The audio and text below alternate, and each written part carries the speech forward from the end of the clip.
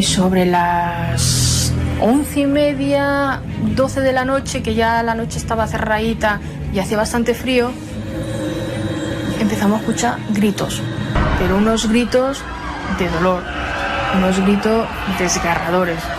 Y los gritos iban a más, a más, a más, pero era muchísima gente. No es que digas una persona, dos personas, no. Allí se escuchaba muchísimos gritos y todo a la vez. Tal como iban gritando, nos íbamos quedando sin luz. Allí sí que nos asustamos. Y por la noche creían que había alguna feria cercana o con niños, porque escuchaban como los murmullos de los pequeños o niños jugando, así lo describían ellos. Incluso una musiquilla que parecía tararear a alguien, y que cuando salían no había absolutamente nadie, ni por supuesto había ninguna fiesta ni ningún cassette alrededor. Es curioso, Clara, porque tú que sabes mucho de parapsicología, no solo las voces o los silbidos, las mimofonías o la sensación de una especie de melodías extrañas en mitad de la nada, igual en mitad de una casa, que nos ¿qué es esto? Una voz en la noche, una voz rasgando la lógica, una voz que cuando nos giramos en mitad de la soledad, por ejemplo, en esas largas noches de estudio, en la soledad de una habitación, hemos escuchado muy cerca. Intentamos descubrir quién es el intruso. Esa sensación, ¿quién no la ha tenido? Preferimos pensar que es una simple alucinación, un desajuste cerebral, un fallo de nuestra atención. Y a veces uno cree que, efectivamente, es mejor pensar eso. Sin embargo, la historia del misterio está llena de voces.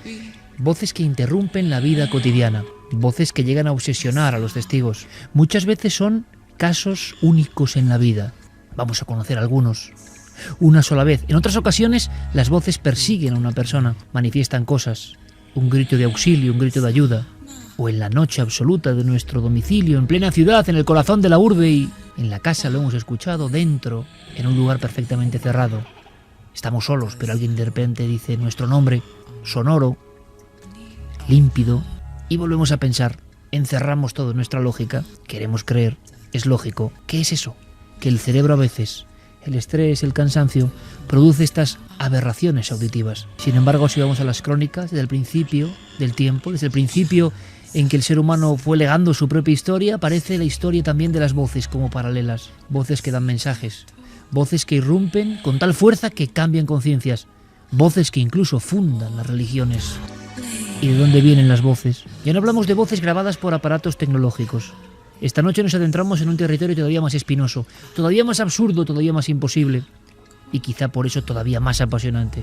Y es que muchas veces personas de cualquier condición, cultura, procedencia, estudios, creencias, se han encontrado con las voces. Voces que a veces desligaban un proceso que el propio testigo no conocía. Voces que marcaban un lugar concreto, antiguo o más moderno, donde en ocasiones luctuoso se había presentado. Eran como los ecos de una tragedia, pero a veces son los ecos de un mensaje, de alguien que muchas veces pide atención. Muchas veces, para muchos especialistas, la irrupción de una voz en mitad de la nada es solo el inicio de una especie de carrusel de acontecimientos. Y de cada uno depende seguir a las voces o no. Esta noche vamos a conocer historias de personas que siguieron su instinto y quisieron saber más, y hay que decirlo, muchos de ellos se arrepintieron de por vida. Las voces como el pomo de la gran puerta del daimónico.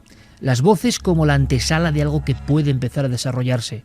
Las voces como la pequeña rendija donde de repente el universo se ha transformado. Las voces como el puente, el paso directamente al corazón, al epicentro de los grandes misterios. Voces susurrantes, voces agresivas, voces que parecen salir de dentro de algunas paredes. Por ejemplo, historias en el subsuelo de Madrid, cuando empezaban las obras del metro y las personas aterrorizadas oían el lamento, el alarido, y luego se descubría el cuerpo de uno de los obreros, prácticamente emparedado por una catarata de cemento, como una momia moderna. Era él el que gritaba. Personas que tienen especial sensibilidad, que conectan aparentemente con esas voces, que no es la primera vez que les pasa, voces que le ayudan. Las Torres Gemelas, ¿os acordáis? Aquel hombre en una planta muy alta, todo está perdido para él. En esta ocasión la voz le salva. La voz llega con tal eco, con tal fuerza, es tan diferente a todo lo que ha escuchado que siente la esperanza. Era imposible salvarse, todo estaba en llamas. Él notó al mismo tiempo de la voz algo que le arrebataba, que le cogía de la espalda. Él estaba tumbado, se iba a dejar morir. Quedaban más de 70 plantas para la salvación. Estaba ahí solo, Rondi Francesco. Pero de pronto una voz tan nítida como la mayor realidad le dijo: levántate. Allí no había nada ni nadie. Y en las apariciones de orden religioso, sin que sepamos qué es el trasfondo de lo que aparece, en Garabandal, en otros lugares, de pronto una voz, dulce a veces, aterradora en otras ocasiones, pero todos los testigos saben, sea cual sea el tiempo donde se ha producido el fenómeno, que esa voz es la llave para algo, que esa voz no es un sueño, que esa voz no tiene nada que ver con lo demás. De esas voces, que algunos llaman voces directas, otros piensan en la clariaudiencia, términos que significarán algo, lo único que sabemos es que hay muchas personas en el mundo que han sentido cerca el susurro de estas voces, y algunos les han roto los esquemas. Esto es lo más inquietante. Cuando pretenden contar su caso, no es fácil. Las sensaciones no son sencillas, como cuando se habla de un sueño, pero se sabe que no es un sueño. ¿Os ha ocurrido alguna vez? No hablamos de psicofonías, de grabaciones, no hablamos de nada de eso. Hablamos de voces en mitad de la nada. Voces en mitad de un campo que nos llaman y no hay nadie. Voces en mitad de la soledad de nuestro dormitorio. ¿El problema seremos nosotros? ¿Hay personas que pueden escuchar voces? ¿Se puede convertir en patología todo esto? Hay muchas personas que dicen que escuchan voces, son ingresadas en centros desde la antigüedad, son tratadas como locos y resulta que luego las escuchaban de verdad. ¿Habla alguien desde el otro lado? Hoy hablamos de estas historias. Vamos a hacerlo con un caso a bocajarro, para que nos metamos todos de lleno en esta dinámica. Llegaba un mensaje. Como tantas otras veces, después del eco de la radio y de la televisión, llega una catarata de historias que vamos cribando. Y llegaba una historia de la Guardia Civil, una historia de varios miembros de la Guardia Civil, y una historia a este nivel de misterio. ¿Queréis conocerla? Karen, buenas noches. Buenas madrugadas, Iker. Abrimos ya líneas de contacto, porque también esperamos esta noche volver a tener ese feedback con toda la audiencia, que tanto nos siguen en las redes sociales, que tan amables con nosotros, que tantas historias como esta de Juan González luego se convierte en una investigación que yo creo... A mí me ha sorprendido este caso. Me ha sobrecogido también. No es un caso convencional ni dentro del misterio, pero yo creo que nuestro público lo analice. Y si es posible, alguien sabe más de la zona o ha tenido experiencias con este tipo de voces, que nos escriba. O incluso hay tradiciones donde ya se hablaba de lo que nos va a contar nuestro protagonista. Bueno, pues hay varias vías de contacto, como siempre a través del correo electrónico milenio3con número @cadenaser.com y en las redes sociales, en Twitter, en Facebook y en Google+. Nos tienen que buscar en Nave del Misterio. Juan González, buenas noches. Hola, buenas noches, Iker. Imagino que ha pasado mucho tiempo, pero inolvidable lo que os ocurrió, porque ocurre en dos fases y con compañeros diferentes. Hablamos de 1988 y una zona muy concreta de la provincia de Gerona, ¿verdad? Exactamente. Ese año y justo detrás en la escala, justo detrás de la zona de las ruinas, famosas ruinas griegas, romanas que existen en la localidad. Ibas en el turno de noche con otro compañero, este ya era un veterano, ¿no?, de unos 55 años. Exactamente. Cuéntanos un poco, por favor.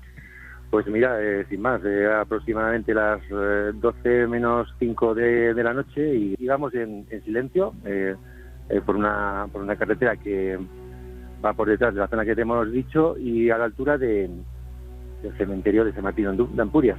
Y en ese momento, bueno, íbamos en este coche. También comentarte que no llevamos radio para escuchar radio, simplemente la emisora oficial. Y en ese momento íbamos dentro del coche, fallados los dos, y dentro del coche algo irrumpió y fue un silbido de una canción. Algo empezó a silbar dentro del coche durante 10 segundos, una melodía que era, por decir, agradable, y claro, duró unos 10 segundos, cuando acabó mi compañero y yo nos quedamos como diciendo, paramos el coche y como diciendo, ¿qué ha sido esto? ¿Qué ha sido esto? ¿Qué ha pasado? ¿Qué ha pasado? Miramos aparte del coche, claro, estamos los dos solos, un poco asustados, y bajamos del coche por si alguien hubiese estado cerca de la carretera, nos hubiese hecho algún tipo de silbido. No había nadie. ¿Lo escucháis los dos, Juan, al mismo tiempo? Sí, los dos reaccionamos al instante, e incluso ya te digo, miramos hacia la parte de del coche como diciendo, es obvio, estamos los dos solos, ¿quién ha silbado? Y es un silbido humano, es decir, no es una composición, una melodía, sino es alguien que silba. Sí, es un silbido y perfectamente audible por los dos, o sea, ningún problema tuvimos de escucharlo, perfectamente, sí. Y en ese momento, imagino que lo primero que pensáis es en algún tipo de deficiencia del propio vehículo, algún tipo de sonido mecánico de la propia ingeniería del vehículo, o ya los dos os dais cuenta de que es algo que nunca os ha pasado y que está produciéndose dentro del coche con vosotros. Sí, nos damos cuenta de que es algo totalmente anormal, anormal, y claro que nos quedamos, pues imagínate, estupefactos, porque no sabes cómo reaccionar bien.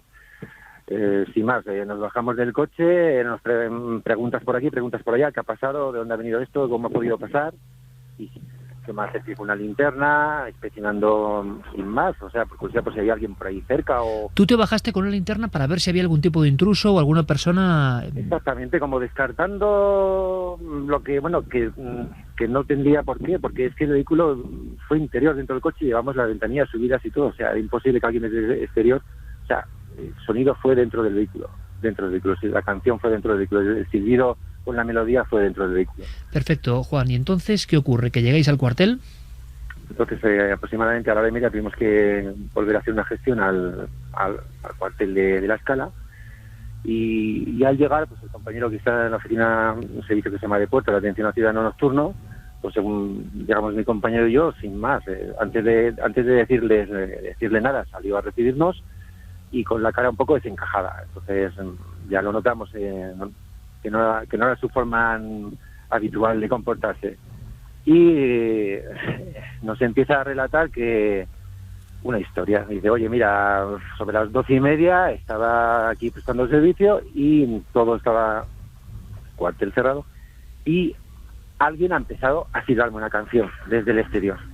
Alguien ha empezado a silbarme una canción, este compañero se encontraba solo y ya esta canción le infundió bastante miedo. No fue como nosotros, que no nos infundió tanto desasosiego, pero este compañero, no sé si iba a estar solo y ver que no había nadie, una inspección también del alrededor, no había nadie también a esa hora, y claro, nos contó esta historia, nosotros nos quedamos todavía más estupefactos, como diciendo, oye, pero que ahora ha sido 12:30, nosotros, entonces cuando le contamos lo que nos había ocurrido a nosotros, la cara de él pues fue todavía más blanca todavía, porque como diciendo, ¿qué me estáis contando? O sea, no puede ser, o sea, ¿cómo cuadramos esto, no? Juan, ¿Cómo lo cuadramos? ¿Él la escucha en el exterior, está dentro del cuartel o la escucha próxima? ¿Tiene alguna diferencia respecto a lo que escuchasteis vosotros? Pusimos en común porque en ese momento pudimos recordar incluso la cancioncilla, el tiempo que duró, y pudimos más o menos silbar recordándola, y él también dijo que creía que era exactamente la misma. Juan, y estáis los tres miembros de la Guardia Civil en aquel momento, año 88, repito, es una anomalía, algo que ha pasado, una supuesta casualidad, pero ¿cómo es vuestra cara o cómo recuerdas tú el instante en que los tres compartís esa información allí en el exterior del cuartel? ¿Cómo os quedasteis? Pues la expresión, ¿cómo te podría decir? Pues estupefacto, no sabes encajarlo, o sea, no sabes encajar, como dicen, a ver, nos ha pasado algo que no es normal y no lo sabes encajar. Y pasa el tiempo, Juan, y coincides con este testigo que estaba en el cuartel de La Escala, un compañero que os cuenta antes de vosotros decir nada su experiencia, y lo que se convierte en casualidad pasa a la segunda fase más todavía preocupante, ¿no? Porque ya os encontréis con algo, vivís una experiencia auténticamente terrorífica. ¿Qué ocurre? ¿Por qué coincidís y podéis ir al lugar de los hechos, ¿no? De alguna manera os va llevando todo a las cercanías, en este caso del cementerio de San Martí, está a 1 kilómetro de distancia, el lugar donde ocurre. Sí. Cuéntanos dónde es exactamente y qué pasa, por favor, te escuchamos. Bueno, pues exactamente, pasaron los meses y por casualidad pues coincidimos otra vez un turno de trabajo de noche, pues coincido con este compañero que fue el que estaba en el acuartelamiento aquella noche solo. Y bueno, y en fin, pues normal, en la noche da mucho tiempo para hablar de todo y sale el tema de conversación, y bueno, y nos surge pues sin más la curiosidad, en un momento pues de tranquilidad, patrullando por la zona, pasamos por la zona de donde ocurrieron los hechos y sin más, pues un comentario, oye, vamos a acercarnos al cementerio de La Escala, sin más, por curiosidad, pasamos por allí, damos una vuelta y a ver si oímos algo, ¿no? Nos desplazamos al lugar, llegamos hasta la misma puerta del cementerio con el coche patrulla, bajamos las ventanillas, apagamos el motor y sin más, en un momento curioso, digo, oye, vamos a ver si escuchamos lo mismo, ¿no? Por casualidad, a ver si sucede otra vez lo mismo. Y en ese momento, a los pocos segundos de estar en silencio, un fuerte golpe nos sobresalta, algo nos golpea el Nissan Patrol, que era en cuestión del vehículo, algo golpea al Nissan Patrol el techo en la parte de arriba. ¿Algo fuerte? Un golpe fuerte, seco, claro, nos sobresalta, estamos en completo silencio, había un completo silencio alrededor, no había tráfico, no había nada. Bueno, pues acto seguido bajamos del coche, claro, no hay ningún árbol cerca, no ha podido caer nada desde arriba, o sea, incluso miramos el techo, no se ve ningún tipo de bollo, no se ve nada. Y bueno, ya nos entró un poco un cierto temor y dice, bueno, venga, vamos a dejarlo y nos vamos. Y abandonamos el lugar. En ese momento. Volvemos un poco a la localidad de La Escala, tenemos que hacer alguna parada, una gestión con policía municipal, le comentamos lo ocurrido.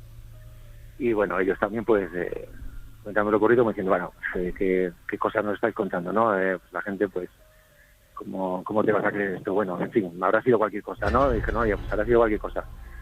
Entonces, tenemos otro inciso durante el turno de noche por la zona y bueno, nos animamos otra vez a volver. Y, de hecho, volvemos al cementerio con la intención de decir, bueno, vamos a aclarar, si podemos aclarar qué ha pasado, ¿no? O, bueno, sin más, vamos a aclarar qué ha pasado. Bueno, entramos tranquilamente con el coche, nos desviamos de la carretera, cogemos el caminito corto hasta la entrada del cementerio, y aquí viene pues quizás lo más difícil de explicar, ¿no? Por mi parte es difícil de explicarlo porque según íbamos hacia la puerta del cementerio, yo no iba conduciendo mi compañero, no vimos nada, pero lo que sí sentimos fue una gran sensación de amenaza, es que yo no te lo puedo escribir. Algo nos estaba amenazando, es que no, es difícil expresarlo, es como si hubiese un muro invisible delante nuestra, amenazante, que nos estaba diciendo que nos teníamos que marchar de allí. Es una presión, todo esto sin hablar entre los dos, o sea, yo estaba sintiendo una presión y estaba pensando, yo no puedo aguantar esto, no puedo aguantarlo. Y mi compañero, sin más, sin hablar, él mismo cogió y de golpe hizo un giro al coche y dio media vuelta. Cuando dio media vuelta ya enfiló la carretera y le dije, ¿qué ha pasado? ¿Qué te ha pasado? Y dice, no sé, y él me dijo, no sé. He tenido que salir de ahí con el coche porque no podía seguir hacia adelante. Algo me estaba diciendo que no podía seguir hacia adelante. Y luego ya cuando salimos, tomamos la carretera y nos alejamos del lugar, esa sensación de presión que teníamos de amenaza fue relajándose, desapareciendo. Y luego, claro, hablando, pues llegamos a los dos. ¿Tú qué has sentido? ¿Qué has sentido? Yo pues como que algo me estaba amenazando, como que tenía que irme de allí, como que tenía que dar la vuelta. O sea, una amenaza... Era como una amenaza pues que nos llevó hasta ese extremo de tener que darte la vuelta y no poder seguir avanzando con el coche. O sea, fíjate hasta qué punto era la sensación que llegamos a tener. Juan, ¿has sentido alguna vez algún miedo en tus muchos años, ¿no? En un oficio evidentemente de alto riesgo, algún miedo parecido a este? No, para nada. No, esto es algo que encima lo que cuesta describirlo la sensación, no es un miedo inherente a cualquier momento de trabajo, es otra cosa, es algo diferente. Con el tiempo que pensasteis los dos, ¿cómo analizasteis el suceso? ¿Qué podía ser eso? Pues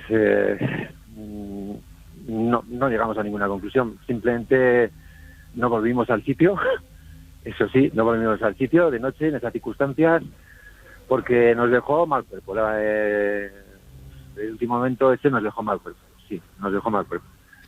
Juan González, lo agradecemos muchísimo porque una vez más es un acto de valentía contar estas cosas con total normalidad, cosas que no se olvidan y cosas que sabemos que han ocurrido, y esta noche lo vamos a comprobar muchas veces, como si fuera el inicio de algo que va a ocurrir, el inicio de un mensaje, pero en este caso la corazonada, la intuición, la sensibilidad, lo que sea, hizo que estos dos miembros de la Guardia Civil abandonasen un lugar, quién sabe si porque el misterio se iba a manifestar, ¿no? Pero parece que es la sensación que da. Juan, muchísimas gracias, amigo. Bueno, muchas gracias a ti y simplemente espero haber expresado de la mejor manera posible lo sucedido, nada más. Juan, gracias. Muchas gracias a ti. Quizá ahora mismo en la noche muchos compañeros de la Guardia Civil, de las diferentes fuerzas del orden, estén por carreteras y caminos y estén recordándose entre ellos sucesos parecidos, sucesos que, a diferencia de este, no van a contar. ¿Quién es capaz de contar estas cosas en público? Juan González Garrido sigue siendo guardia civil, 25 años de experiencia en tierras, por ejemplo, de Navarra. Y como me decía hace poco Juan Mesa, guardia civil que vio una gigantesca aeronave sobre la población de Marquina, cuando llevas 30 años o 25 años dedicado a la lucha antiterrorista, el miedo, el concepto del miedo es una cosa muy seria. Ambos coincidían, nunca sintieron tanto miedo, tanta fascinación, tanta angustia al mismo tiempo como cuando el misterio se les cruzó. Nuestro respeto, como siempre, a estos valientes, sea cual sea su oficio. Cuando uno pertenece a la esfera de lo militar, por ejemplo, o de las fuerzas del orden, hay que tener muchas agallas para contar este tipo de historias. Ellos no hicieron parte oficial porque, ¿para qué? No había habido defectos en el coche, no había defectos en el lugar, pero la presión casi asfixiante, como si un cuerpo se te pusiera encima prácticamente, unas manos te agarrotaran, confirmado sin hablarse por los dos testigos, eso no lo olvidan. Y esa sensación, que no es una voz en sí, pero que resuena en sus cabezas, algo así como marchaos de aquí, que por cierto es un mensaje que en este asunto de las voces constantemente se repite. Hay dos tipos de mensajes: ayuda o ven, y el segundo, márchate de aquí. Nuestro respeto porque es nuestro legado y nuestro patrimonio. Por fortuna, después de tantos años de programas, las personas, sea cual sea el ámbito, incluso el militar o el más secreto o el más restringido, siguen confiando en nosotros. Quizá porque nosotros nunca faltamos el respeto a los testigos. Ahí está el documento, ahí está la sensación, ahí está una vivencia tan rara, porque no es una voz, ojo, yo me estaba imaginando, intentaba con él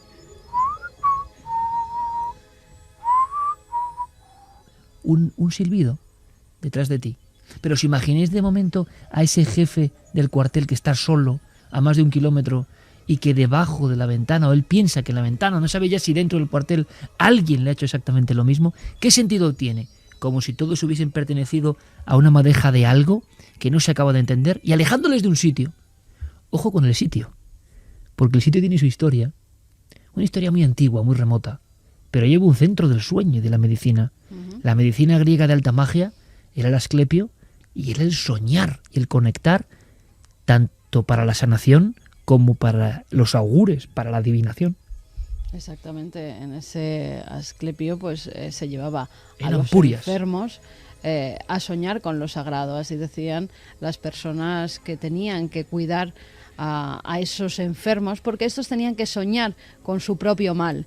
Y esa era la forma de que los médicos de la época, los especialistas, los magos del Asclepión, pudieran encontrar una cura a través de esos sueños. Por eso también es un lugar mágico con muchas culturas. También se han hallado allí extraños muñecos de niñas griegas que eran enterrados esos muñecos hechos en arcilla con ellas. Uno que llamó mucha atención de los arqueólogos era el que estaba dentro de una tumba de una pequeña de la época griega, en el que se ve a la figurilla como una especie de muñequito haciendo pan.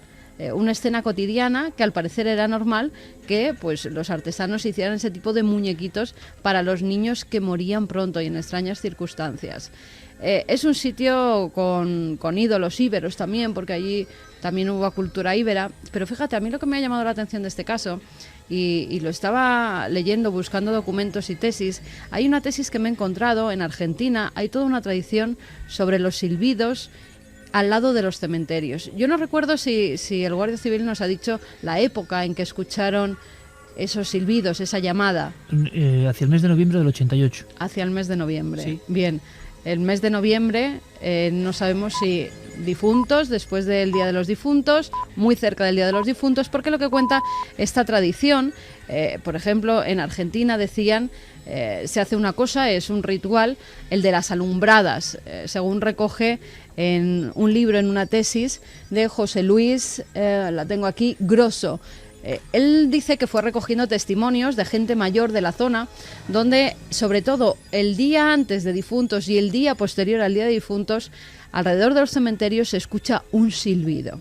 Cuando tú escuchas ese silbido, no tienes que acudir, porque son los difuntos que no son alumbrados, es decir, los que no son visitados, los que sus familiares por distintas circunstancias no han podido acudir a su tumba, a ponerle flores, a hablar con ellos, a llevarles velas, por eso se llaman alumbrados. Los cementerios en Argentina tienen que estar alumbrados esa noche de difuntos para que vean que los familiares han ido a visitarlos. Es más, muchos de esos familiares, sabiendo que el vecino de tumba, que así le llaman sus más allegados, viven en otros países, también les ponen velitas para que estos difuntos no se levanten, comiencen a silbar y traigan males. Muchas veces un mail, y cómo lo agradecemos, un mensaje se va transformando, otras muchas no, en una historia que nos puede dar para reflexionar y para pensar.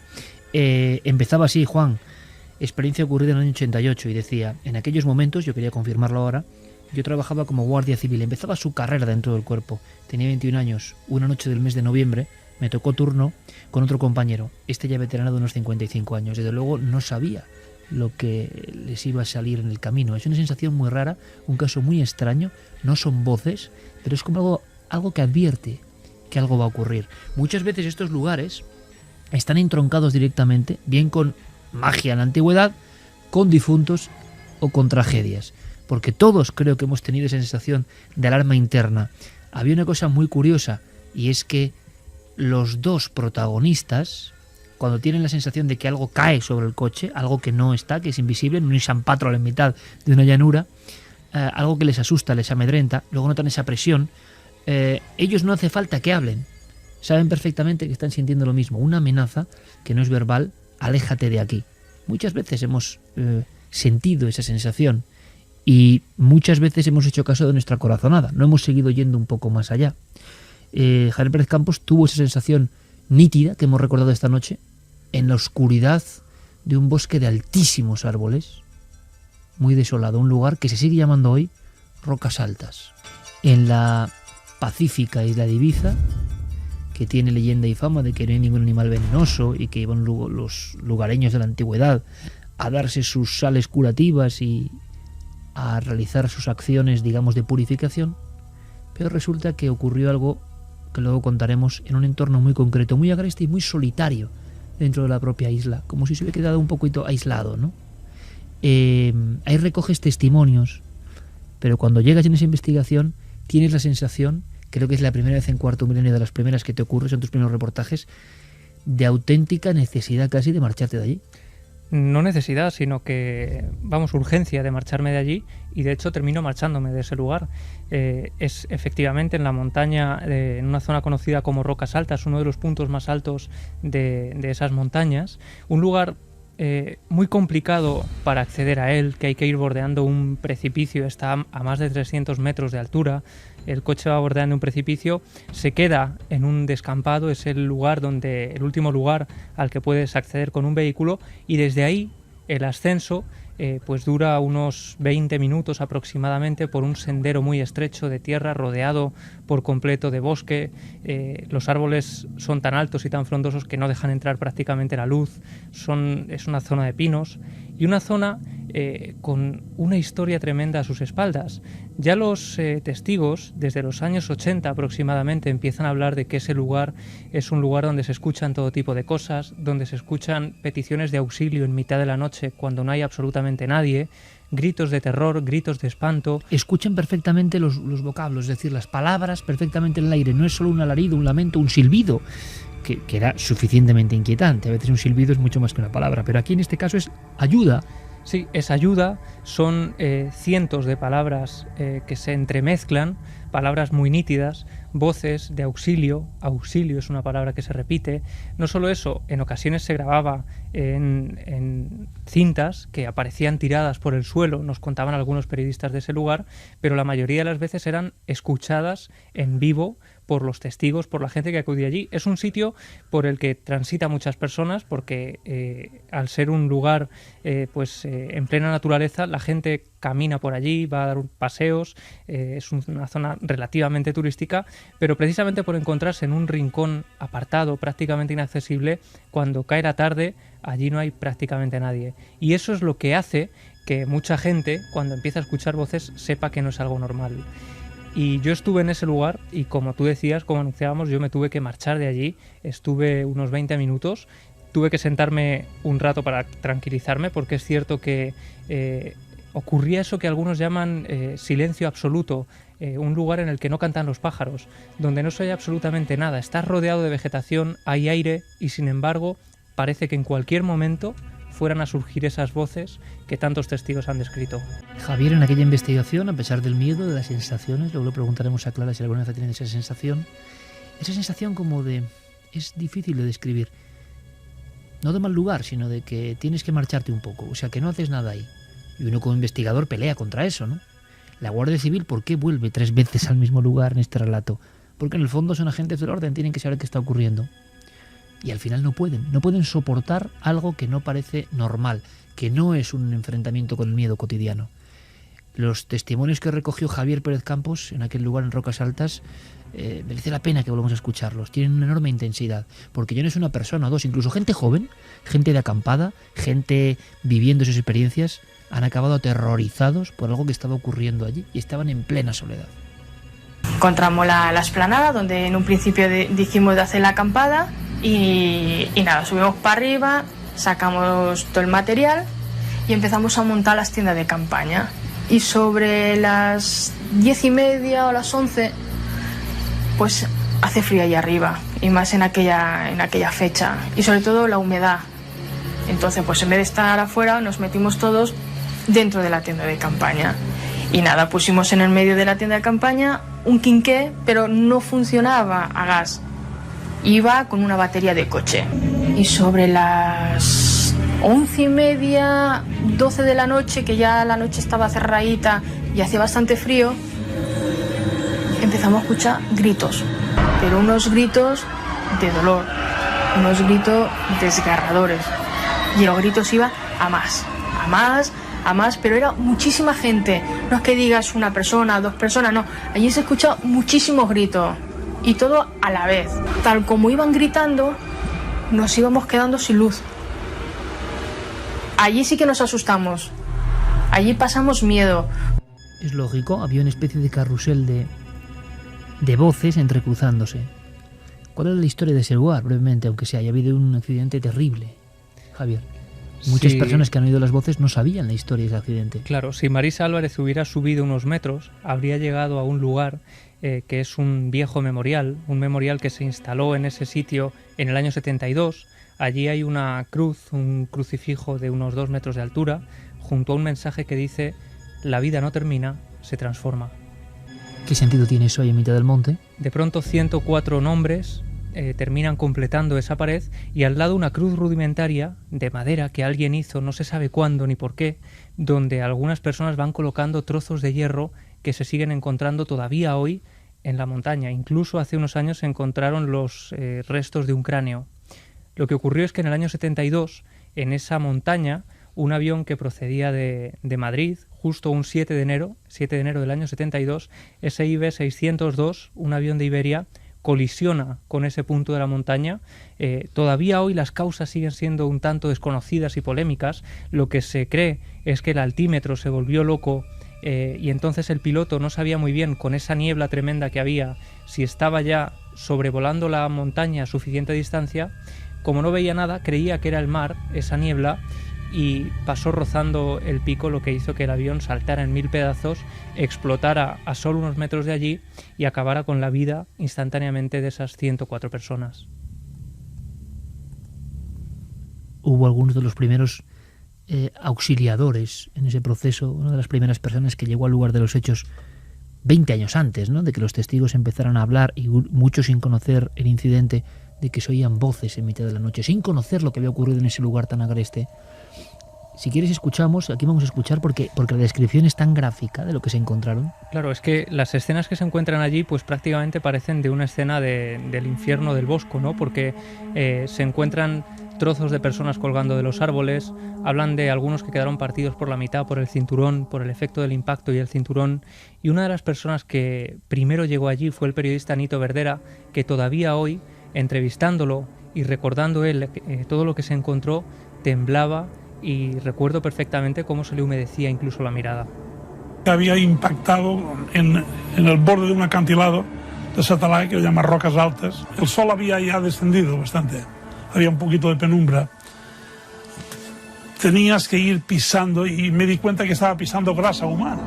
Esa frase lo dice todo. Curiosamente, en el corazón del País Vasco hubo otro accidente que, ya era yo pensándolo, también estuvo envuelto de la polémica. Son accidentes donde al final no se sabe muy bien qué ocurrió. Lo que ocurrió fue la desgracia, ¿no?, de tanta pobre gente que pereció.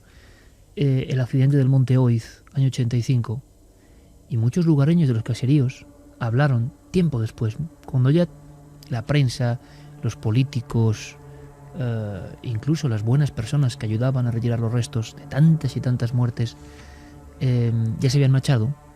En la soledad, en la oscuridad, cuando cae la tarde, en el imponente Monte Oiz, con aquel repetidor en la parte de arriba y un avión que chocó contra el repetidor, y la escena, igual que como ha contado por desgracia Javier Pérez Campos, cuando ya todo había pasado y era como un recuerdo borroso, algunos testigos de algunos caseríos que quizás estén escuchándonos esta noche aseguraban que se escuchaban los lamentos, pero como flotando, ni siquiera en plena tierra, sino como si viniesen de unos pasos más arriba, y repetían constantemente que parecían gritos pidiendo auxilio.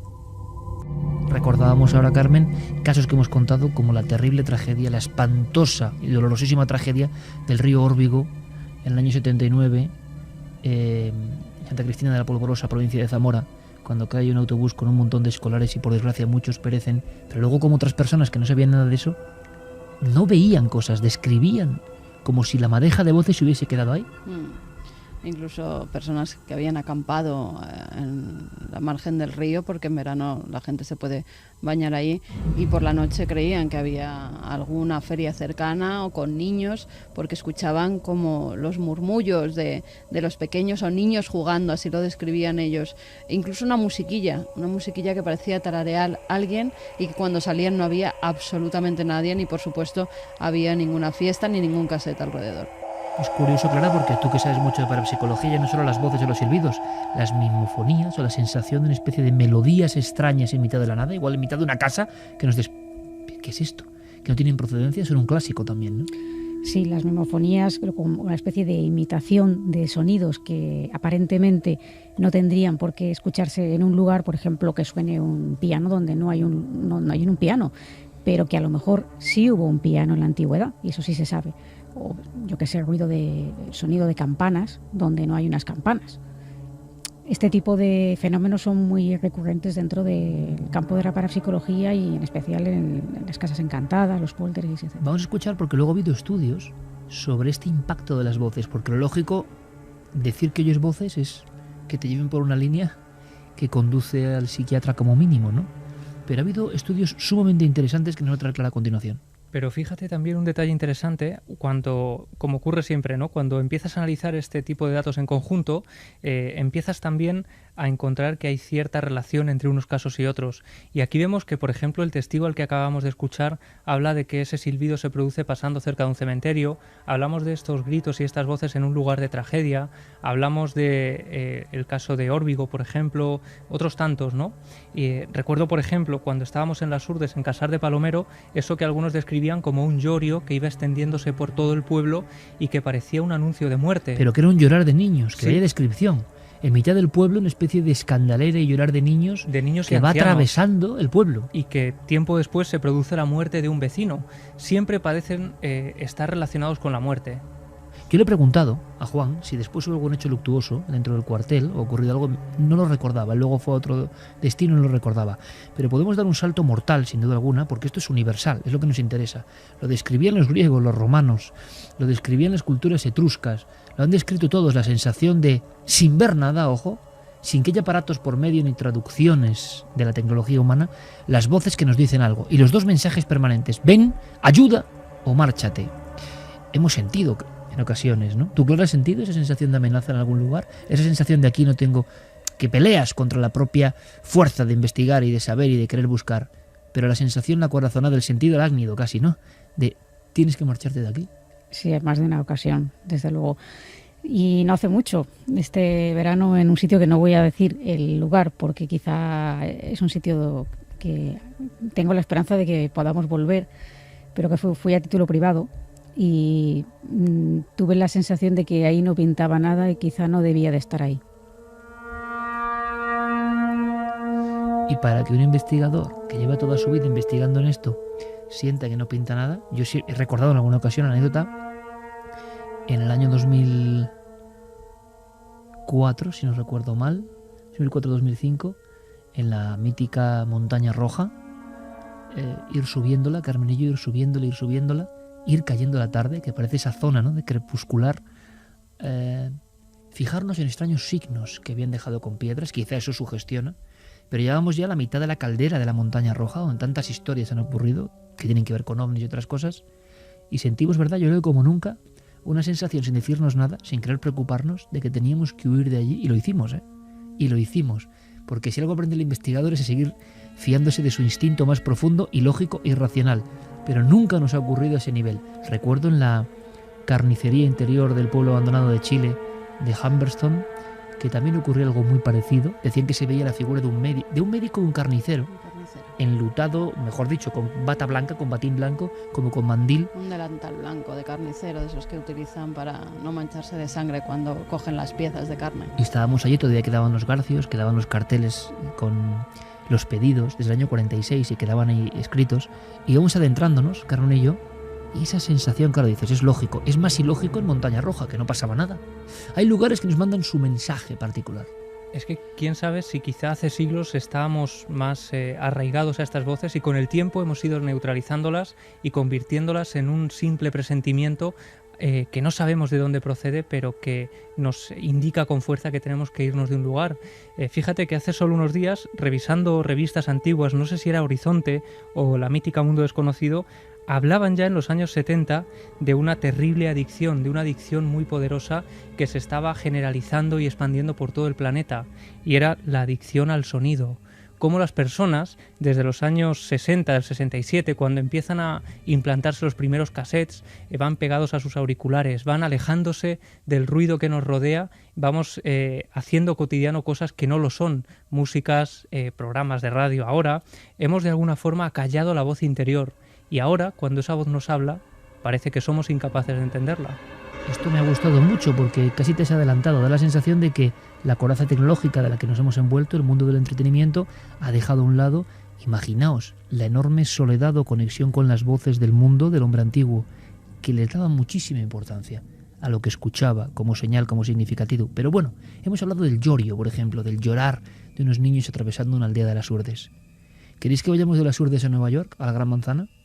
Porque en el fondo, sea cual sea el origen, está ese temor del hombre a que de repente el ensalmo, la maldición, la advertencia ocurra. Quiero que escuchéis un sonido y luego Carmen nos explica qué sonido es, porque vamos a emitirlo no 2 veces, sino que se grabó desde diferentes teléfonos móviles. Aquí estamos en época de la tecnología y seguramente en el terruño más pegado a la tecnología junto con Tokio del mundo, ¿no? Y sin embargo, de pronto, todo el mundo empezó a sentir miedo de unas voces, de una especie de lamentos, de largos alaridos. Es muy difícil escucharlos. Estos no son psicofonías, ojo. Es sacar tu móvil porque se está escuchando algo en una zona muy concreta.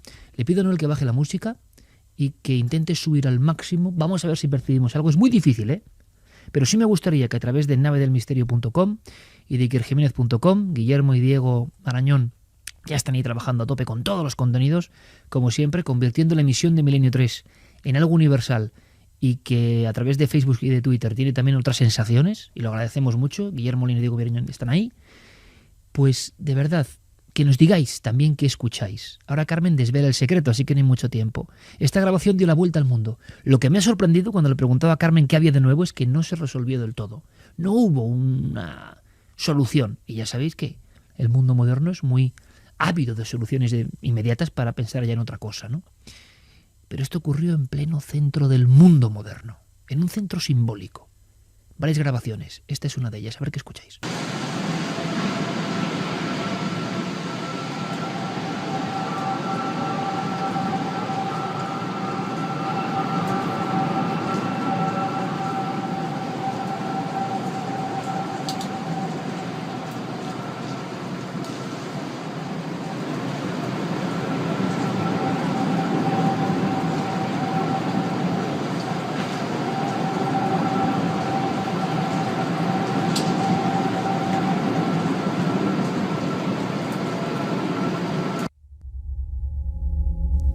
2:21, esto es Milenio 3. Ahora lo decía Clara y yo también lo pienso, el hum, o sea, me suena igual, que el sonido es extraño, pero hay algún matiz que por lo menos en aquel momento, previo a que todo el mundo hablase de sonidos raros, le llamó la atención, sobre todo por el lugar donde fue grabado.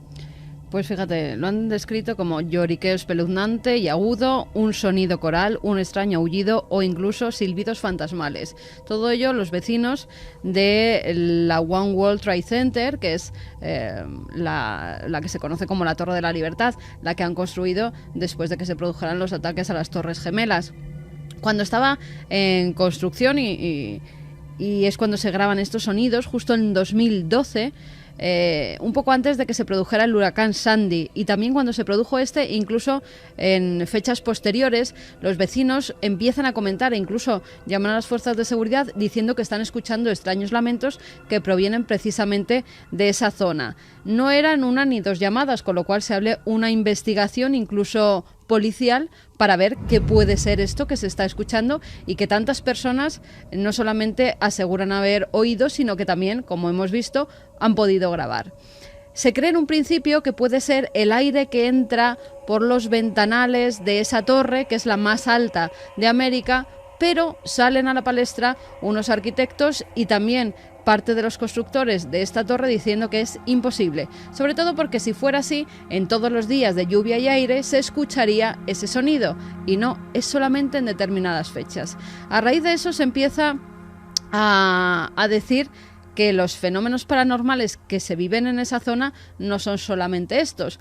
Pocas fechas después aparece una cara con el rostro demacrado, con unos ojos muy negros, con la boca abierta.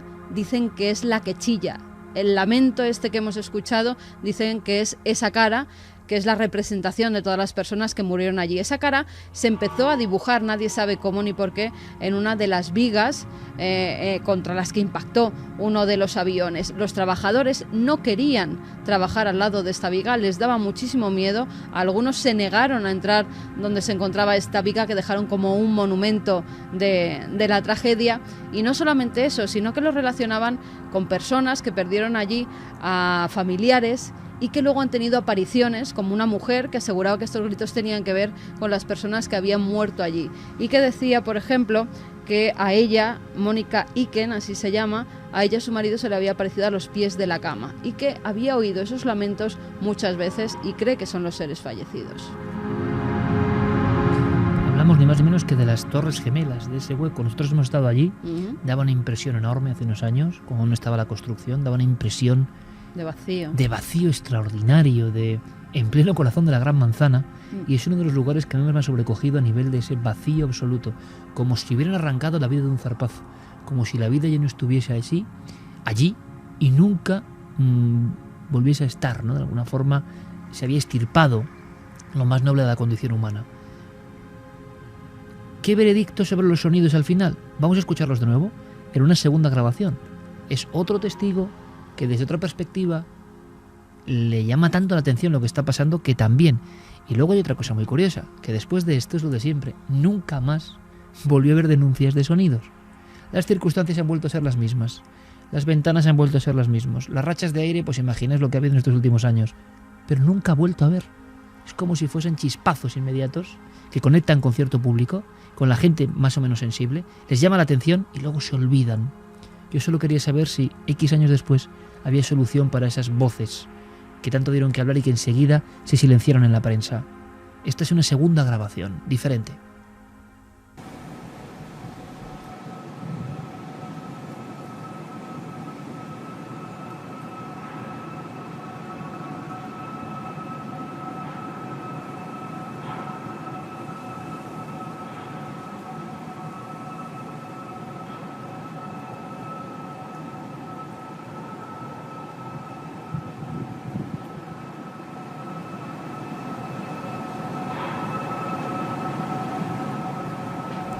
Se oyen como una serie de golpes, y esta, por ejemplo, al ser más lejana, parece como muy parecida al hum antes del hum, ¿no?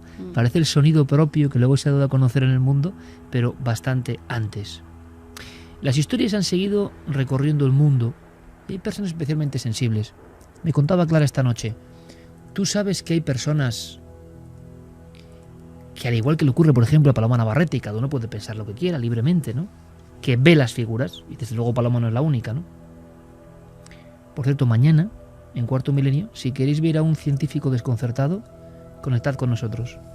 Mañana, por desgracia, y lo voy a decir así de claro, por desgracia, porque para la audiencia es mucho más duro y es peor, vamos antes de las 11:30, por favor, estar muy atentos en Cuarto Milenio si queréis seguir lo que contamos, claro, si no, no. Pero hay un reto entre la sensibilidad, Paloma Navarrete por un lado, y la pura ciencia, pero ¿a qué nivel? De la ultraortodoxia. Manuel Martín Loeches, director área Neurociencia Cognitiva, Centro Carlos III, Universidad Complutense, un experto mundial en el cerebro, que muchas veces me preguntan, oye, Manuel, sus últimas obras son con Juan Luis Arzuaga sobre el cerebro. Es una autoridad y es un gran amigo, un extraordinario amigo. Bueno, pues dijo Iker, yo me presto. Quiero saber qué pasa con esta mujer, porque sé cómo sois y sé que las pruebas que ponéis son reales, que no deis ninguna información. Quiero analizarlo todo y ver qué pasa. Por lo que yo sé, y mañana nos va a contar, pero por lo que yo sé y lo que he visto en lo que es la grabación de la investigación, va a haber sorpresa para el científico. Así que mañana, si queréis acompañarnos en Cuarto Milenio, pero como le ocurre a Paloma, Clara, hay personas que no es que vean. Esto yo no tenía... Ha sido una sorpresa para mí. Son clarividentes, ¿no? Pero el sentido... Clariaudientes. No, clariaudientes es lo que voy a decir, ¿no? En vez de videntes, de ver, de escuchar. Cosa que debe ser bastante angustiosa y alguien puede pensar, bueno, no, esto es una patología, ¿no? Bueno, ahí están los umbrales muy poco definidos. Pero cuéntanos la historia simplemente de este hombre que escucha voces, como en estas Torres Gemelas la que escuchó Ron Di Francesco, levántate. O como tantos otros han escuchado algo que le salvaba. Pues vamos a escuchar una voz salvadora. Sí, porque Aldo Linares, que también pertenece al grupo EPTA, al igual que Paloma, hacen un tándem muy completo, ¿no? Porque Paloma ya sabemos que lo que ella puede hacer o es capaz, según todo lo que vamos viendo a lo largo del tiempo, cuando la conocemos, es ver. Pero Aldo, que también ve, tiene otra cualidad que es la clariaudiencia, es decir, él escucha. Entonces, claro, uno ve, otro escucha, pues se complementan muy bien, aunque también Aldo, como digo, también ve. Y Paloma también escucha. Claro.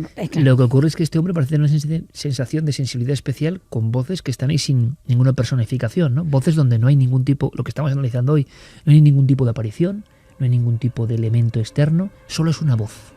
Sí, y él me contaba que la primera vez que escuchó una voz de estas características fue cuando tenía 7 años, cuando todavía, pues, él estaba jugando y realmente escuchar voces bueno, pues en principio no distingues muy bien si son voces reales o que si es, o sea, tienes como, eres pequeño, ¿no?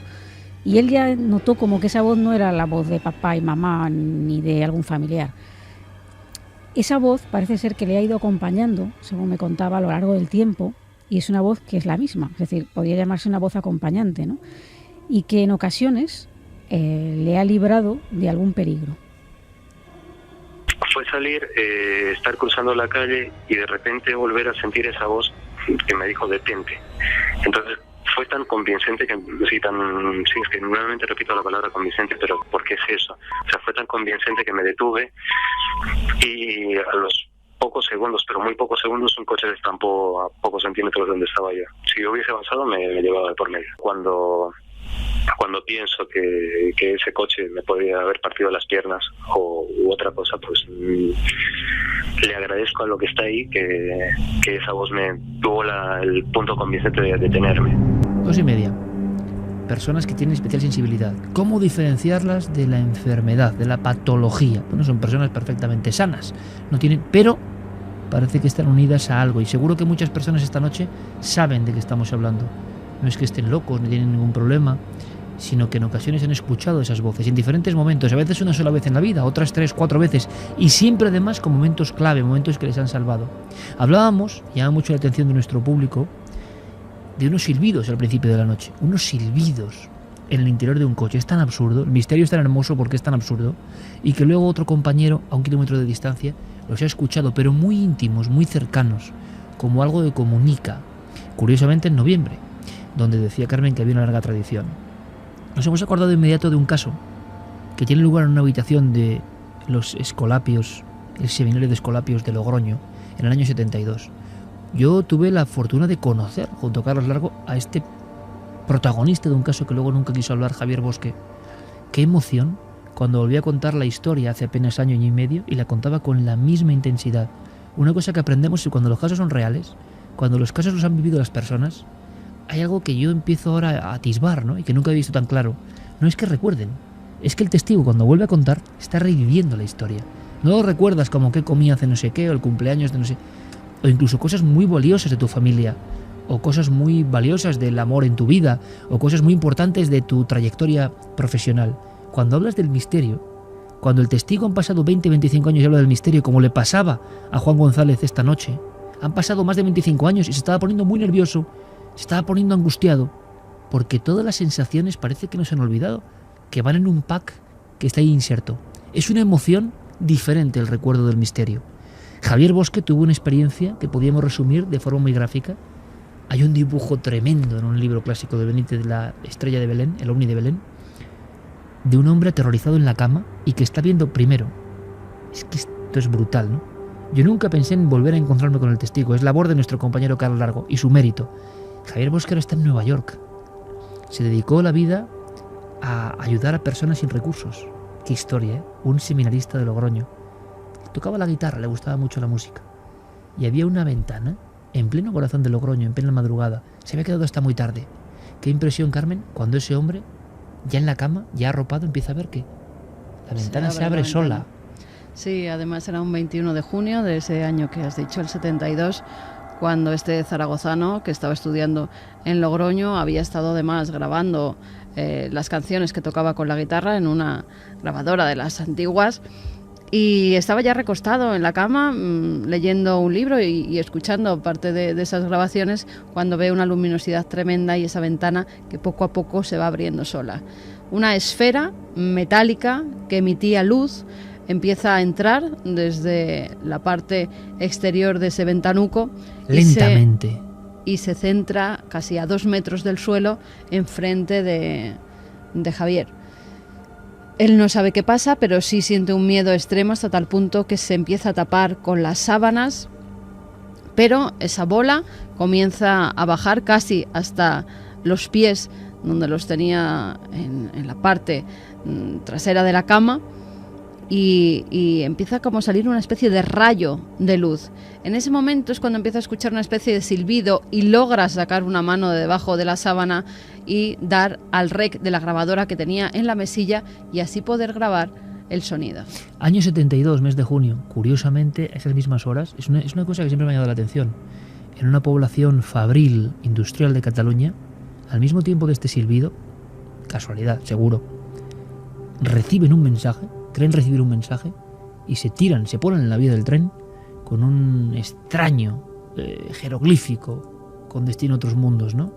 Los extraterrestres nos llaman, pertenecemos al infinito. Al mismo tiempo que Javier Bosque estaba viendo esa especie de luminaria extraña con un mensaje, con el absurdo total, en Tarrasa 2 personas ponían fin a su vida al mismo tiempo, una muerte paralela, nunca bien resuelta, porque aparecieron con uno de ellos con el papel y el mensaje, decapitados por el tren. Era la España que empezaba a asomarse al misterio de los ovnis, casi semiprohibido todavía. Javier Bosque hizo algo extraordinario. A pesar del miedo en su cama, ¿lo imagináis? Solo en una celda espartana. Esa esfera, ese punto de luz, esa bola, esa cosa extraña. Un caso como no ha habido otro en la historia en España. Logra sacar la mano y, tembloroso, pulsar el rec. Cuando en Barajas nos contaba Javier Bosque, a Carlos Largo y a mí, de nuevo la historia, es que temblábamos de la emoción porque ese hombre estaba de nuevo en la cama en Logroño. Se lo humedecían los ojos, ha pasado toda una vida. Dice, pero eso no se olvida jamás. Dice, me acabé marchando de España asqueado. Se acabó marchando de España al ver que gente que siempre le había considerado una persona honesta, que se vestía por los pies, dudaba cuando contaba esta historia. Y dice, ¿yo de qué voy a mentir?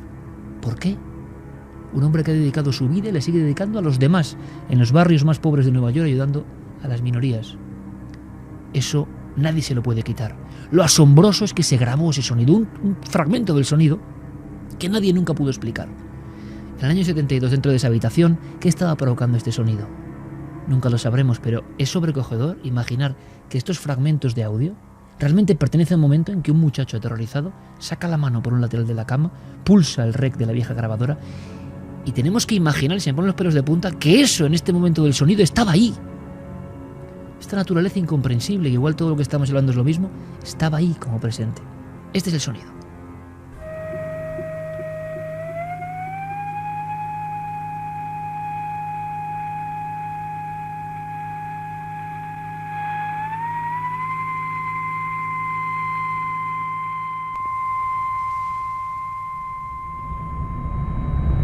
Unas fluctuaciones que nunca se acabaron de explicar, intentaron acusarla de que había hecho algún tipo de fraude, y esto al bueno de Javier Bosque.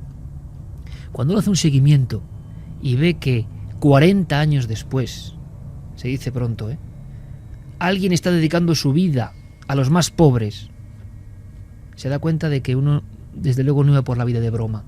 Su ejemplo vale, y él se sintió indignado, porque hay gente que tiene honor, claro.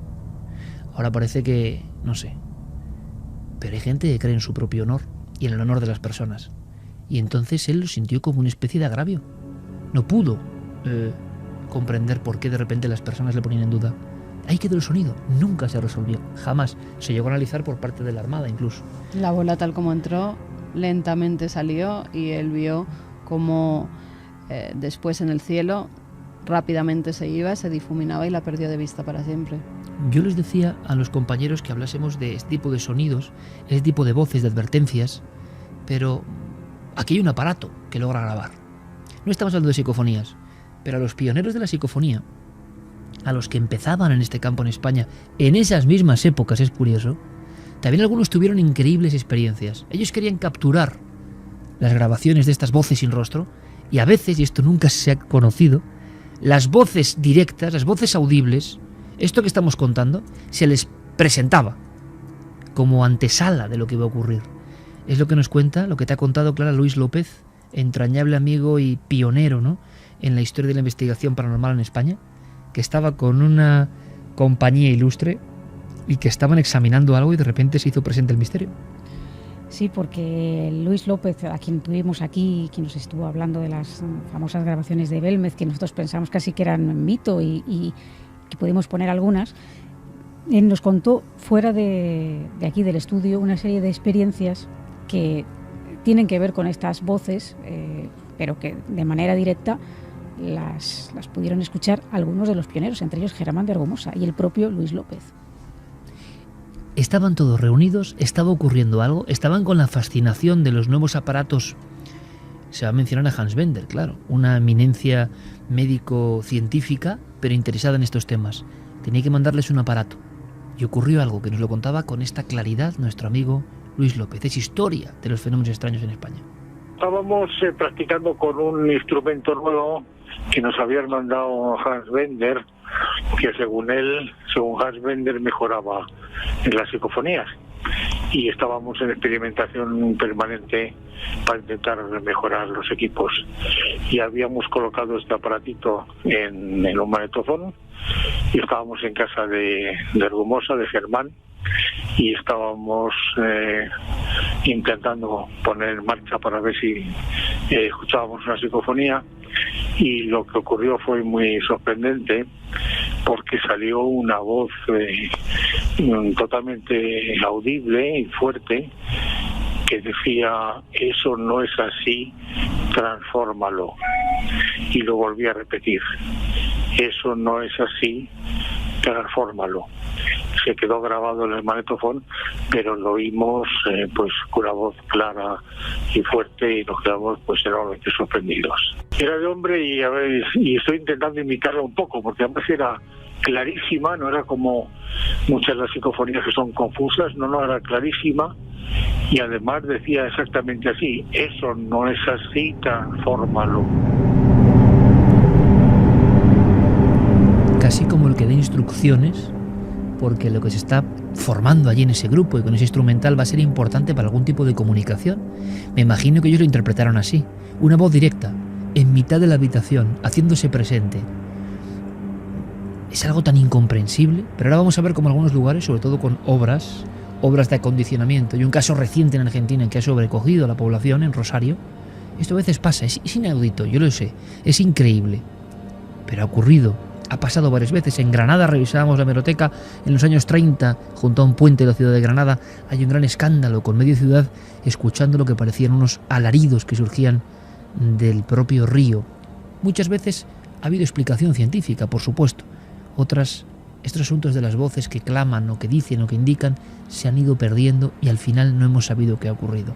Yo no sé si hemos recibido algún mensaje de algunas personas que han tenido experiencias de este tipo. Pues mira, William Ramírez dice que trabaja en el campo, que es agricultor y en varias ocasiones ha sentido un grito llamándome. En ciertas ocasiones tengo que detenerme a mirar quién llama, pero no hay nadie. En otras ocasiones es extraño y me inquieto, pero luego regreso a mis labores. Ese sería el caso arquetípico, ¿eh? Alguien, por ejemplo, trabajando solo en el campo y escucha algo y está solo. Estoy recordando el caso de Eusebio en las Urdes, en mitad de la soledad absoluta del sembrado, y antes de que apareciese algo escucha una voz que es tremenda, ¿no? A tu espalda, pero con el pleno día de sol, solo, tú solo, pero claro, con una distancia y que no hay nadie alrededor, y escucha detrás de él una frase que es tan incomprensible como las frases que suelen estar en torno al misterio, que decía: ¿es que no me conoces? Raiza Mosquera dice: hola milenarios, 2 veces me ha pasado, una cuando tenía 11 años, escuché que me llamaron 2 o 3 veces y en ese mismo momento moría mi prima, que había pasado un tiempo en mi casa y estaba embarazada, su bebé también murió. Eso fue un día 31 de diciembre. Y la otra cuando visité el campo de concentración de Bikernau, fue muy doloroso, sentí un silencio sepulcral. Piedad Nemo dice: buenas madrugadas, cuando estaba contando el testigo al que Clara hacía referencia, pues que han escuchado algo. Hay muchas personas que dicen que han escuchado algo cuando hablaba Aldo. Sí, Sonia también dice: soy la única que ha escuchado una voz que se ha colado en la grabación de Aldo. Clara, ¿hay que decir algo? Sí, es verdad, se ha grabado cuando estaba haciendo la entrevista a Aldo, no ha sido desde la cadena SER, ha sido desde mi casa con un micrófono. Y bueno, pues hay un par de voces que se cuelan en diferentes momentos. Lo que pasa es que una de ellas no la vamos a oír porque es en un corte que no se ha emitido. Pero sí que luego yo, cuando estuve revisando la grabación, la vi y de hecho la aislé. Y no sé si la queréis poner, la tenemos. Vamos a dejarlo ya en el misterio. Vamos a dejarlo de momento en el misterio. Analizaremos, porque desde luego parece que hay personas que atraen ese tipo de voces, ¿no? Se graben o no. Diego Vítores dice: una llamada de auxilio o un alarido, en realidad como tal no escucho nada, pero me transmite algo muy oscuro y muy denso en cuanto a las grabaciones de Nueva York. Sara dice: no serán sonidos residuales del 11S, esa zona concreta debe ser un hervidero de voces y cosas raras. María Secas: y si no es ese sonido del ambiente, pero a mí me sonaba a un avión. Bueno, ha habido bastante gente que ha coincidido en que le sonaba como también las imágenes que se nos han quedado en la retina, ¿no? Como alguien cayéndose desde uno de los pisos muy altos de las Torres Gemelas y chillando. ¿Hasta qué punto la sugestión juega un papel ahí, o la memoria colectiva de imagen que tenemos, ¿no? Rebuscando dice: quiere parecer el viento rozando un tubo, una estructura, resonando, pero no es muy concluyente, muy normal no es, no parece de Ham. Muerto viviendo, ese sonido parece una especie de mantra que se difumina en el aire, es ciertamente intrigante. Ivonne Pérez: este año se cumplen 30 años de la tragedia aérea de Ois, en Vizcaya, sí, señor. Y los baserritarras escuchan aullidos. Sí, Paulino señor. Fernández dice: no llego a comprender por qué por la madrugada siento música en mi habitación y no tengo ninguna radio y se me eriza el pelo. Sara dice: mi madre oyó las del camping de los Alfaques en un baño público, salió de allí corriendo y se dio cuenta de dónde estaba. Estaba en un camping en los Alfaques, en un baño. En un baño de los Alfaques. Y empezó a escuchar alaridos y... Uy, Javi se ha puesto como un resorte. Sí, estaremos en contacto con ella porque me interesa muchísimo.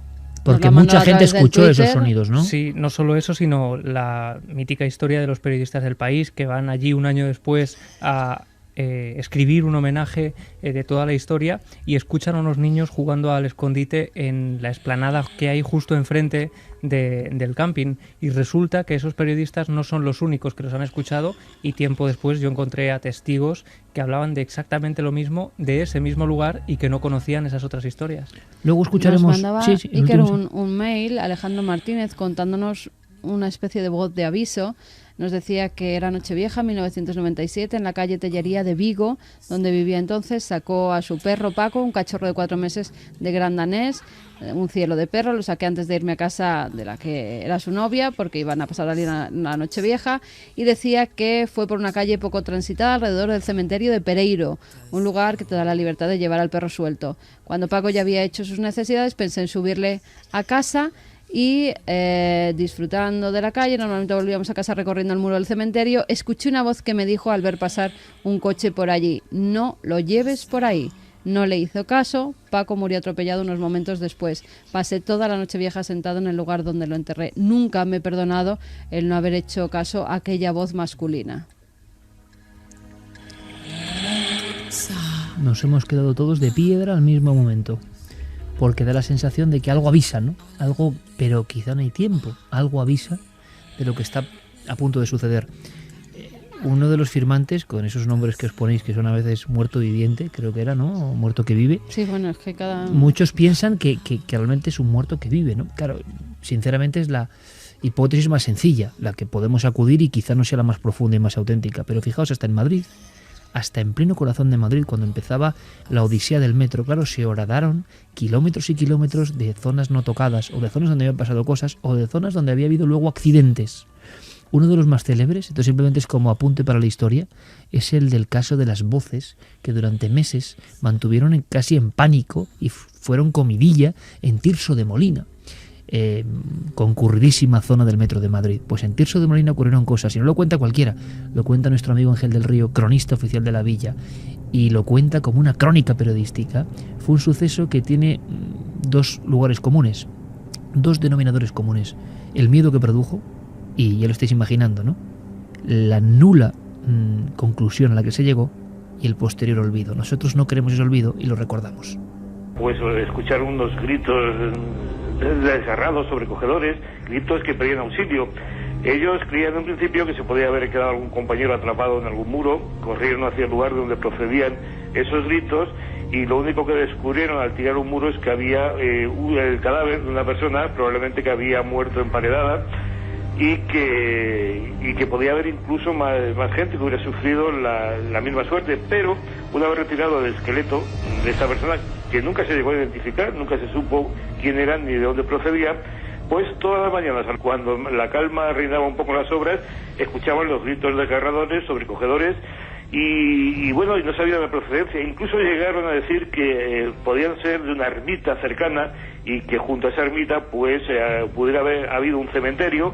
El caso es que era inexplicable, empezaron a hablar ya de fantasmas en las obras del metro del Tirso de Molina, y así como llegaron esas voces sobrecogedoras, pues desaparecieron cuando se terminaron las obras. Ayúdame, por favor. Ayúdame. Ayúdanos, Beverly. Hola. ¿Hay alguien ahí? El payaso no está aquí. Todos flotamos. ¿Quiénes sois? Yo soy Vicky. Yo soy Matthew. Somos todos niños muertos. Ayúdanos, Beverly. Te necesitamos. Ayúdanos, por favor. Tirso de Molina hace tantos años, y la película It, que nos pone de nuevo los pelos de punta a todos, ¿no? La sensación de que algo queda ahí y puede comunicarse es muy difícil. Es una creencia casi ancestral, pero ahí está. En Rosario, en Argentina, hablamos de un caso recientísimo, ha habido auténtico pánico. En un sistema de alcantarillado, como suena, unos alaridos que piden auxilio, piden ayuda, acérquense, ayuda, han motivado un gran revuelo. Y luego, como siempre, el olvido. Nosotros hemos querido volver un poco a reinvestigar con un corresponsal fabuloso que seguro nos va a dar buenísimos reportajes de ese país. Los testigos, brevemente, hablaban así. Y yo escuchaba que una chica gritaba desesperadamente, que pedía auxilio. Y preguntaban, ¿sos Rosa? Y ella contestaba a lo lejos que sí. Era lo único que se le escuchaba. Una chica que se identificaba y que decía auxilio, y los testigos han llegado a escucharlo. Pero es que los bomberos, la municipalidad de bomberos en Rosario, hacen las labores de desatranque, digamos, o de inspección, y aseguran que los vecinos están hablando de voces. Se realizó un rastrillaje utilizando linternas. Recorrimos más o menos unos 20 metros la fosa, desde la boquilla del ingreso hasta ambos laterales, tanto para el oeste y al este. Y hasta que comenzó a subir el agua. Y ahí cuando arribamos acá hubo testigos que afirmaron que sí, que escucharon voces. Las voces de Rosario. Javi, ¿qué sabemos de esta historia? Porque tiene un enlace con una triste noticia, ¿no?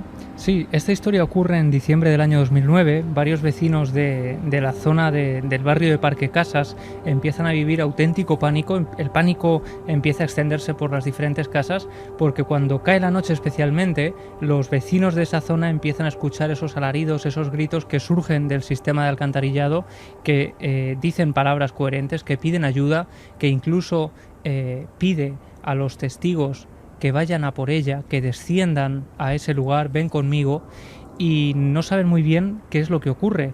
Esos bomberos llegan a rastrear después de la primera inspección unos 100 metros del sistema de alcantarillado sin ningún resultado, y al poco tiempo los vecinos empiezan a identificar esa voz con la voz de una vecina a la que todos querían, que es Rosa, una mujer que meses antes había ido a un arroyo cercano a la ciudad, al arroyo Ludueña, había estado allí con su familia y de repente cae al agua y desaparece para siempre. De esa mujer no hemos vuelto a tener noticia hasta el día de hoy y los vecinos estaban impresionados por su pérdida, sobre todo cuando unos días después de esa desaparición empiezan a escuchar su voz procedente de esas alcantarillas. El compañero y corresponsal en Argentina, Fernando Silva, como gran sabueso de la investigación, ha reabierto el caso, ha preguntado a los vecinos, se ha ido prácticamente en primera mano saber qué ocurrió con todo esto, y la sorpresa es enorme. Las voces siempre decían lo mismo: me duele, no puedo caminar, quiero salir de aquí, me duele, no puedo caminar, quiero salir de aquí. Y lo que sí me dijo otro vecino es que estas alcantarillas estaban demasiado alejadas y tenían demasiadas trampas, se llaman trampas para evitar que entre demasiada suciedad desde el río o que pase desde las calles hasta el río, y tenía demasiadas trampas cerradas como para que una persona pudiera pasar desde el río hasta la parte interna de la ciudad a través de las alcantarillas. Otra cosa que agrega misterio, porque sería imposible que Rosa hubiera pasado desde el arroyo hasta la parte interna del barrio en la ciudad de Rosario. Así que es un misterio viéndolo desde todas las aristas. Fernando Silva ha seguido investigando, ha hablado con personas de la municipalidad y se ha llevado la enorme sorpresa de que este caso, que parecía olvidado, sigue teniendo algunos testigos que hasta a finales del 2014 han vuelto a escuchar la voz pidiendo ayuda. Al hablar con la gente de la comisión vecinal, me recomendaron hablar con algunos vecinos del barrio que me contaron que sí, bueno, realmente se quedaron muy consternados con esta desaparición, siendo que esta persona era una persona muy conocida dentro de la población, y además uno de los vecinos me dijo que prefería no hablar acerca de este tema porque no hace mucho tiempo atrás volvía a su casa caminando en la noche y pudo escuchar otra vez el sonido del pedido de ayuda que salía desde las alcantarillas. Estamos hablando de hace poquito tiempo, en el año 2014. Seguirá atentamente a la historia nuestro compañero Fernando Silva. ¿Quién es John Reid, Clara? John Reid es un psicólogo clínico británico, pero que reside en Nueva Zelanda, y es autor de libros como El sentido de la locura, Modelos de locura, y él ha investigado mucho el fenómeno de las voces. De hecho, algo que parece muy infrecuente o muy raro, no lo es tanto. El 15% de la gente oye voces en algún momento de su vida. También nos dice que el 80% de las personas mayores de 60 años que han perdido a su pareja o algún ser querido lo oirán o lo verán en algún momento durante el primer año de duelo. Él ha hecho pues una serie de estudios, precisamente por estar en Nueva Zelanda, en donde se da cuenta, donde se percibe que el fenómeno de escuchar voces en Occidente se interpreta directamente como un signo de esquizofrenia, y en esas otras culturas parece bastante normal y simplemente se recibe ese mensaje, sea de la forma que sea, y se sigue con la vida. Es más, en esas culturas no occidentales, casi siempre tienen connotaciones positivas, no son mensajes agresivos o de atacar a otras personas o hacer daño a los demás. Sin embargo, en Occidente parece que las voces, cuando resuenan en la cabeza, bien sea por enfermedad o no, suelen dar órdenes completamente a la contra, ¿no?